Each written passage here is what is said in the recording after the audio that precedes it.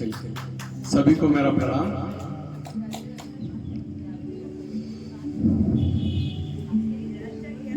कि जीवन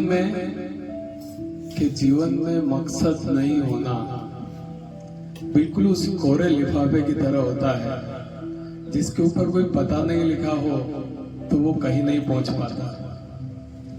एक बहुत सुंदर कहानी।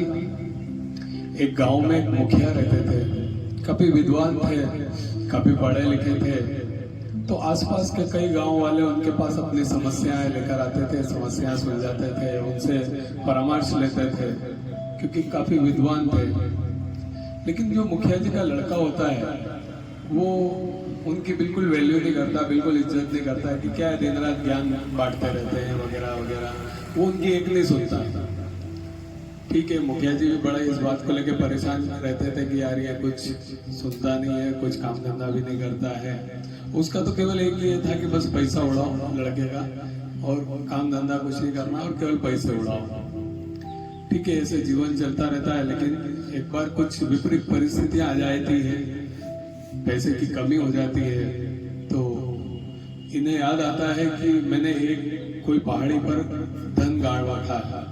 वो अपने बालक को बुलाते हैं और उसको पूरी बात बताते हैं कि यार बहुत दूर यहाँ से 1500 किलोमीटर 1200 किलोमीटर दूर एक पहाड़ी है और तुझे वहां जाना है और वो खजाना लेके आना है। मैंने वहाँ उस पेड़ के नीचे गाड़ रखा है, एक नक्शा वो पूरा उसको बना के देते हैं और उसके साथ एक बैग देते हैं जिसमें उसको 4-5 कपड़े रहते हैं, एक टॉर्च रहती है। ऐसी पूरी तैयारी उसकी करते हैं और उसको बोलते हैं तुझे जाना है। लड़का को समझ में आता है खजाना लेने जाना, बड़ा खुश होता हो।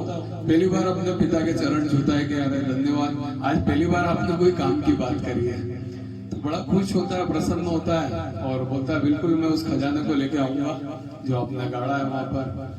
लड़का निकल जाता है, चूंकि दूरी बहुत रहती है, बीच में उसको कई लोग मिलते हैं जो बहुत सारे तो उसकी मदद करते हैं, कोई उसको लूटने का प्रयास करता है, कोई उसको धोखा देने का प्रयास करता है। ऐसे कई लोग मिलते हैं और ये इसका तो दिमाग में एक ही रहता है मुझे किसी भी तरह जल्दी से जल्दी उस खजाने तक पहुंचना, उस पहाड़ी तक पहुंचना है। तो ये दिन रात चलता है, थोड़ा बहुत रेस्ट करता है, चलता है। ऐसे करके ये उस पहाड़ी तक पहुंच जाता है। करीब 6-7 महीने 8 महीने लगते हैं, लेकिन ये उस पहाड़ी तक पहुंच जाता है। फिर धीरे धीरे पहाड़ी पर जैसे तैसे ऊपर चढ़ता है, देखता है कि हाँ ये पेड़ की लोकेशन बताई, इस पेड़ के नीचे खजाना बताया, खोदना शुरू करता है, खजाना नहीं निकलता है। वहां जितने पेड़ होते हैं सबके आसपास खोद के देख लेता है, खजाना नहीं निकलता है। नाराज होता है, पिता पे गुस्सा आने लगता है कि मेरे को बेवकूफ बनाया उन्होंने, एक तो इतनी दूर भेज दिया, यहाँ कोई खजाना नहीं है, सब पेड़ के आसपास खोद के देख लिया, कोई खजाना नहीं है, जाके बहुत जबरदस्त लड़ाई करूंगा उनसे, ये वो सब ऐसे दिमाग पर। वहां क्या करें, वहां तो कुछ कर नहीं सकता। जितना गुस्सा था गुस्सा निकाल रहा था और ठीक है वापस लौटने की तैयारी करता है। जब वापस आता है तो जब वो पहाड़ी से उतरता है तो पहाड़ी के आसपास जो नदी, सुंदर नदी बह रही होती है, जबरदस्त प्रकृति, जबरदस्त एटमॉस्फेयर रहता है, अच्छे सुंदर सुंदर बगीचे, फूल और नाचते हुए मोर, ये सारे उसको दिखाई देते हैं। तो धीरे धीरे उसका दिमाग चेंज होने लगता है कि यार कितनी खूबसूरत प्रकृति है। वो उनका आनंद लेने लगता है, घंटों पेड़ों पे बैठा रहता है और बहुत आनंद लेने लगता है।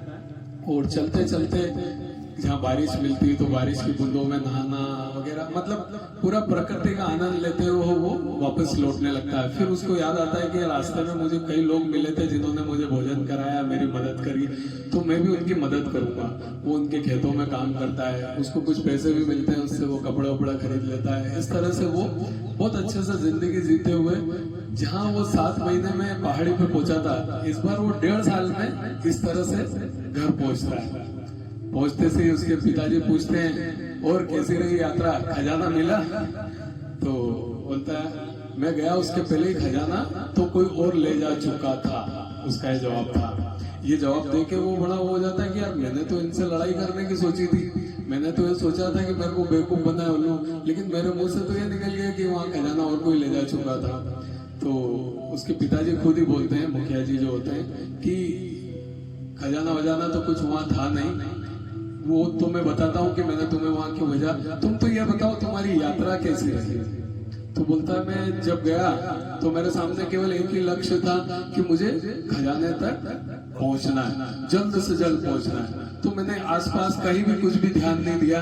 तो मेरी यात्रा केवल ऐसी रही कि मैं बस खजाने तक पहुंच गया। लेकिन हाँ, मेरी वापसी की यात्रा बहुत सुखद रही, बहुत अच्छी रही। मैंने उस यात्रा को जिया, मैंने प्रकृति का आनंद लिया, मैंने नाचते हुए मोर का आनंद लिया, मैंने बारिश का आनंद लिया, मैंने लोगों की मदद की। ऐसा सब कुछ मैं जीवन को जीते जीते वापस आया।